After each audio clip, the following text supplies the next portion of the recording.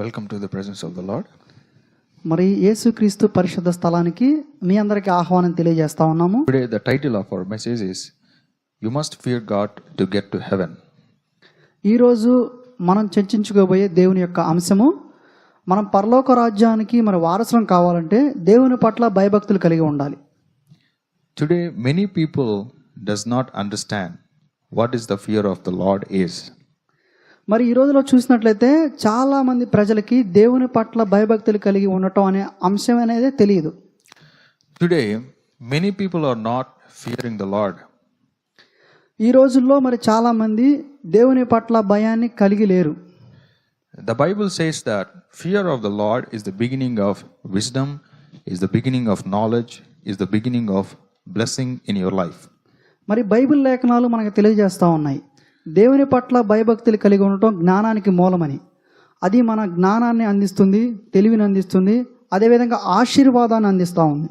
First of all, you need to understand who God is. మొదటగా మనం అర్థం చేసుకోవాలి అసలు దేవుడు అంటే ఎవరు అని. God is the creator of this universe. మరి దేవుడు ఈ సర్వాన్ని సృజించిన సృష్టికర్త. God is eternal. దేవుడు మరి నిత్యుడైన తండ్రి అన్నమాట. God is all powerful. దేవుడు మరి శక్తివంతమైన వాడు. God is holy. దేవుడు మరి పరిశుద్ధుడు. God is infinite. దేవుడు మరి అనంతమైన వాడు, అంతము లేనివాడు. You have to remember that God has created your body, your soul. మనం తెలుసుకోవాలి, మరి నువ్వు చేసిన వాడు దేవుడే, మరి నీ ఆత్మని సృజించిన వాడు కూడా దేవుడే అని. And He gave you a life. మరి దేవుడే నీలోకి జీవాన్ని ఇచ్చినవాడు. This earth and the society is created for you. మరి ఈ సృష్టి, ఈ ప్రపంచము, అదేవిధంగా ఈ యొక్క సమాజము నీ కొరకు సృజించబడి ఉన్నవి. The Bible says that God is a father to a believer and a judge to an unbeliever. మరి బైబిల్ లేఖనాలు చెప్తా ఉన్నాయి, విశ్వాసిగా ఉన్న మనందరికీ దేవుడు తండ్రి అయి ఉన్నాడు, అవిశ్వాసిగా ఉన్న వారికి ఆయన భయంకరుడైన న్యాయాధిపతిగా ఉన్నాడు. When you realize that God is all powerful, దేవుడు మరి శక్తివంతవాడని నువ్వు గ్రహించినప్పుడు, when you realize that God is the creator and the sustainer of all this universe, ఎప్పుడైతే నువ్వు గ్రహిస్తావో ఈ సర్వాన్ని సృజించిన సృష్టికర్త దేవుడు అని, ఈ సర్వాన్ని అంతా నడిపిస్తున్నవాడు దేవుడేనని, you should be filled with a kind of like mesmerizing yourself. మరి అప్పుడు నీ యొక్క జీవితంలో మరి ఆశ్చర్యానికి లోనవుతావు. So now the question is, how can I fear the Lord? If you ask the question, how can I fear the Lord? మరి ఇప్పుడు ఒక ప్రశ్నగా ఏ విధంగా మనం దేవుని పట్ల భయాన్ని కలిగి ఉండాలి? What is the fear of the Lord? అసలు దేవుని పట్ల భయాన్ని కలిగి ఉండటం, దేవుని యొక్క భయం అంటే ఏమిటి? There are two ways that we can fear the Lord. రెండు విధాలుగా మనం తెలుసుకోవచ్చు దేవుని పట్ల భయం కలిగి ఉండటం అంటే. The first thing is you fear the Lord as your father. మొదటగా మన యొక్క తండ్రి పట్ల మనం ఏదైతే భయాన్ని కలిగి ఉంటావో ఆ భయాన్ని మన దేవుని పట్ల కలిగి ఉండటం. In Matthew chapter 6 and verses 9, మరి లేఖనాలు చూద్దాం. మత్తయి సువార్త 6వ అధ్యాయం 9వ వచనం. Our Father in heaven, hallowed be thy name. కాబట్టి మీరులాగా ప్రార్థన చేయుడి, పరలోకమందున్న మా తండ్రి, నీ నామము పరిశుద్ధపరచబడును గాక. This is the prayer given to us by the Lord. ప్రార్థన ఈ విధంగా చేయండి అని మనకు అందించిన అంశం అన్నమాట ఇది. He's telling to his disciples that God is our Father. అతను మరి ప్రభు అయిన యేసుక్రీస్తు చెప్తా ఉన్నాడు అతని శిష్యులతో, మరి పరలోకమున్న తండ్రిని ఈ విధంగా మీరు ప్రార్థన చేయండి అని నేర్పిస్తా ఉన్నాడు. He's telling that God is your Father and our Father. మరి అక్కడ యేసుక్రీస్తు ప్రభు వారు చెప్తా ఉన్నాడు, మరి దేవుడు మనకు తండ్రి, నాకు తండ్రి, మీకు తండ్రి అయి ఉన్నాడని. And the first thing that we can understand is like the first way that we can fear the Lord is seeing him as your father.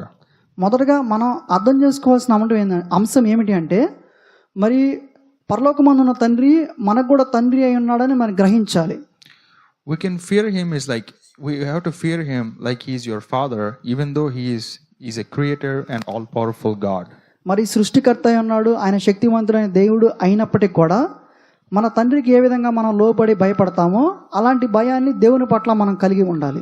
This is how a believer fears the Lord.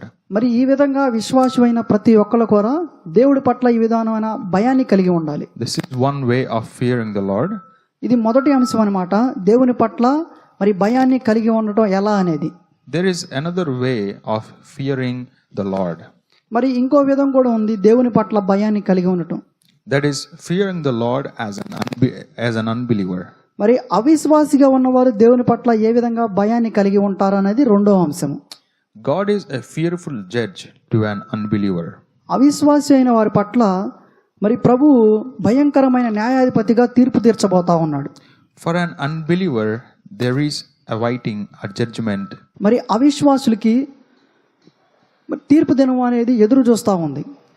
In Matthew chapter 10 verses 28, మత్తయి సువార్త 10వ అధ్యాయము 28వ వచనం చదివినట్లయితే, do not fear those who kill the body but cannot kill the soul. Rather fear him who can destroy both soul and body in hell. మరియు ఆత్మను చంపనేరక దేహమునే చంపు వారికి భయపడకుడి, గాని ఆత్మను దేహమును కూడా నరకములో నశింపజేయగలవానికి మిక్కిలి భయపడుడి. So today you have to fear the Lord.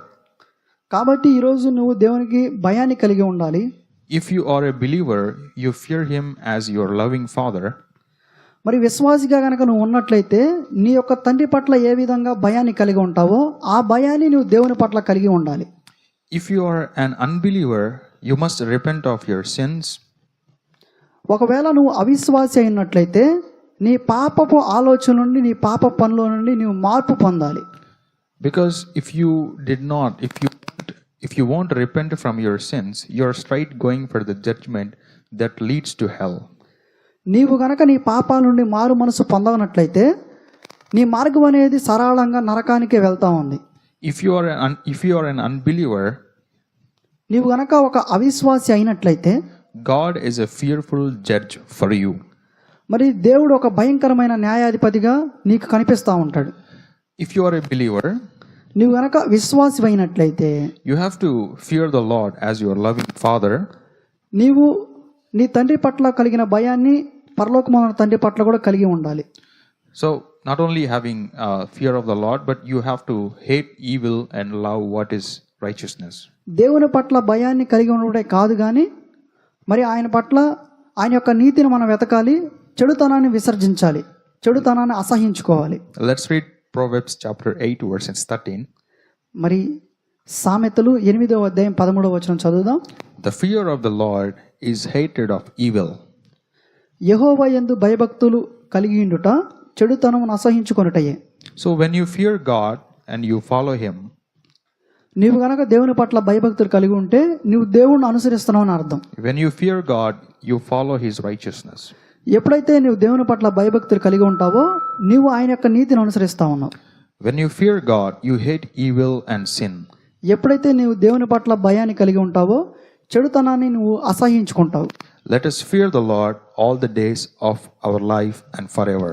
మన జీవితాంతము మరి జీవితాంతం తర్వాత కూడా దేవుని పట్ల భయభక్తులు కలిగి ఉండాలి. Let this word be blessed in the name of the Lord Jesus Christ. ఈ కొద్ది మాటలు మరి దేవుడు దీవించ